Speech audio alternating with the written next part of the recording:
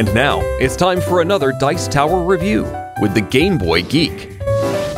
Hello my friends, it's the Game Boy Geek here. We're throwing a big bash today, a big party. We're gonna have the disco ball spinning, we're gonna have the DJ music going, the lights pumping.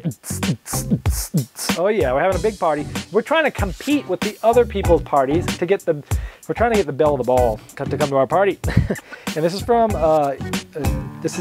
Dice Hate Me Games through GameSloot, 2 to 5 players, light card game, 2 to 5 players, plays about 30 minutes. Let me show you.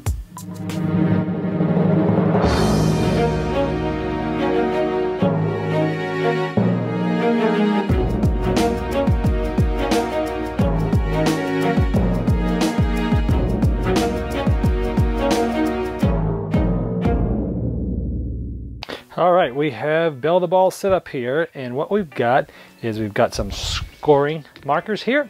We've got a guest line that has 5 guests, and then you can see who's coming up next. And then we have a Belle card or a Belle line here with, again, you can see what's coming up, and there's 5 of each of these. And everyone starts with 3 guests in their party. So we have, this is known as our party, and there's 3 groups here. Now, you gotta love, I love the artwork in this game. I love the names. Lady Pants Patch Paw, Lady Ribble Raw Razlaw, and Lady Velocipede Venturchav. So they're fun little names there. Notice that each of them have 3 different interests that they like. This person likes to talk about defense and beer in the world, and defense and cheese and games, and talks about education and food and games. And so those different things that they like. You will also get 3 what's called regret cards, and these are just letters of regretting that you are not invited to the party, I guess.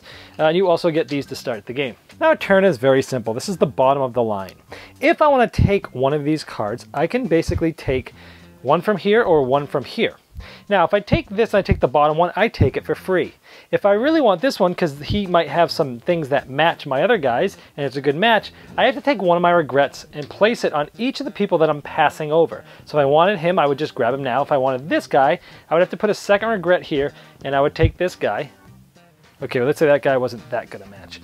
Let's say we took this, let's say that guy was there, and we place him here. And this is good because now these 2 are together in a group and they're talking, and they both like to talk about defense, and they both like to talk about food or cheese. And so they're together like that. And these would slide down, it would be the next person's turn, and so on and so forth. Now if somebody takes one of the cards that has one of these regrets next to it, let's say they take this one, he'll take this and put it in front of his party, just like we did. He'll also keep this face down, and now he has a regret that he can use to get something later on as well. And then these would slide down for the next person. That's sort of the mechanics of bringing people into your party and into your group. The same thing works for the Belle cards. If somebody wants one of these, they can take it for their turn, and this moves down like this. If somebody wanted to get a second, not this one, but the next one, they'd put a regret, they'd get this, just like the other line. And if later on somebody else wanted this one, they could take this, and they would take the regret. Just the same exact mechanism that's used when you're bringing people to the party. You can bring these Belle cards and hold them in your party. Now these things do different things. Let's talk about the 3 different Belle cards. So here's one of the 3 types of Belle cards. It's yellow, which tells you one thing. It has an exclamation point. These are called Mayhem cards. The Mayhem cards get played just in general. Now, when do you play these cards? At the beginning of your turn, before you take either a guest or a Belle card, you have the option of playing one of these cards. That's when you play at the beginning of your turn. Then you can take one of the Belle cards or the guests like I've been showing you. So when you take one of these cards, you can't play it that turn because you have to play it at the beginning of a turn, and that's when they get played. You can only play one of them. So this one would rearrange the guests in your party as you wish. So you can move them around left and right. That's kind of cool. Another Mayhem type of card might be score 2 points for each Belle card in all parties, meaning everyone's parties. You get 2 points. These ones are called, the red ones are Mischief, and look at her face. She's she's up to something bad. The red ones are Mischiefs. They sort of take that and they get played, and they get put into other people's groups. So when this group scores, do not count any in this group. So if this was one of my opponent's group, I play one of the Mischief cards, and this is one of these cards.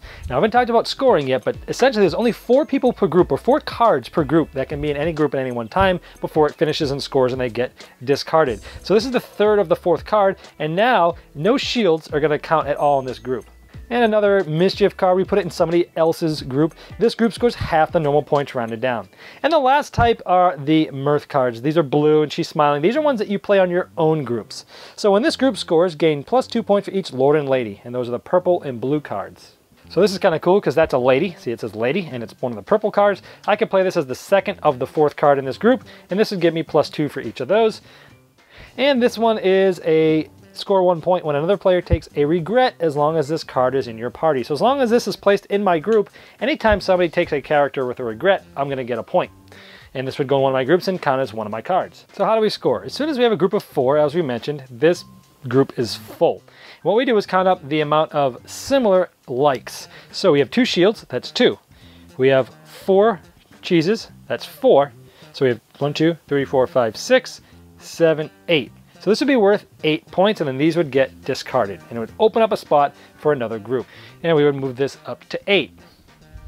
Now this does continue until the last one of these cards, and then this deck of cards is going to start emptying out, and then as the last card is taken, the game ends. For every card you have in your group that did not score, and any regrets still in your hand, also you add those up and divide by 2, and that gets you some end game points, and whoever has the most points is the winner. Now I want to give you a look quickly at the different artwork in this game, because it is gorgeous. Someone spent a lot of time, because there's a lot of characters here, and the artwork is really cool. The names are really cool. Look at that. Gorgeous. They are just... Someone did a lot of effort here, and I wanted to show you some of these to show you that. Now I'm going to show you there is an advanced way to play the game. Let's take a look at that. Now at the beginning of the advanced game, everybody gets 6 or so character cards, and you draft which ones you want. So there's a little more strategy as to which people you start with. Same for the Belle cards. You will get to draft those. So again, that gives you some more strategy up front to figure out which ones you start with. And then everybody gets 2 what's called county cards. There's a lot of different counties here. We have Craw, we have Dead, and it has all the people on the card that's from that county. I love Flapping Cap. Let's do this. So everyone gets a county card, and they get a second county card that has a special ability. Now, when we look at this, anytime we have a marker on here, and then anytime we get somebody from that county, we move it up like that, and that will get us a point. 1, 2, 3, 4, 5, there's 5 people. So if we get to the 5th person, we get all people from that county, we'll get 10 points. Now the special abilities, each one of these, we start at 4. And this says, dismiss a guest card and its regrets from the line. So if we want to take someone and its regret cards out of the line, if we don't use this special ability, we'll get 4 points at the end of the game, but every time we use it, we get less and less. So it's a good little mechanic there to give you some powers, but you know, trade it off with points. And there's some different special abilities, like add a guest from the top of the discard pile to any group in your party, or take all the regrets from one card in the line, or when scoring a group, earn double points for these interests. So there's all sorts of different special abilities there. There's also a Belle's Favor card, which gets given to the last player of the first round. And this Belle Favors card essentially allows you to get any Belle card without paying the regrets.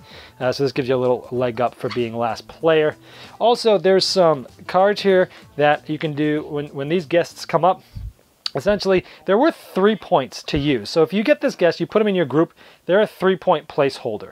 Now, you can also put them in somebody else's group, and if you do, you put it like upside down like that, and then that's a 0-point placeholder. Remember, you can only have 4 people per group, so 25% of the group's going to score 0 points with nothing on it if you do that, or you can put it on your own for 3 points. And that is the advanced game. All right, I typically like lighter card games that take 30 minutes, so this one interests me. The theme's kind of unique. Sure, I don't, you know, attracting the people to the guests to the party seems cool. It's a very light game. You can be played very casually. Essentially, it's an abstract card hand management or hand selection game with a pasted-on theme. And I typically don't like themes that are sort of pasted on, but the artwork is so excellent, and they spent so much time thinking of these clever names that I like it. You know, it really works. Now, the base game, I think, is good for Grammy and Grampy and nieces and nephews and kids and such. Gamers will be bored with the base game, I think. The advanced game is really where it's at, where you're drafting for the guests at the beginning, you're drafting for the Belle cards, you're getting a county, you're trying to get those people, you have special abilities on another county card that you're trying to weigh, is it worth the points to do those? That really opens this game up and makes it much more enjoyable for the gamer. So if you're a gamer and watching this, I wouldn't even bother playing it without the advanced rules. If you're going to be playing with grandma and grandpa or the younger kids, play with the base game and they'll probably like it. You might be a little bored, but hey, it's all about the experience with them.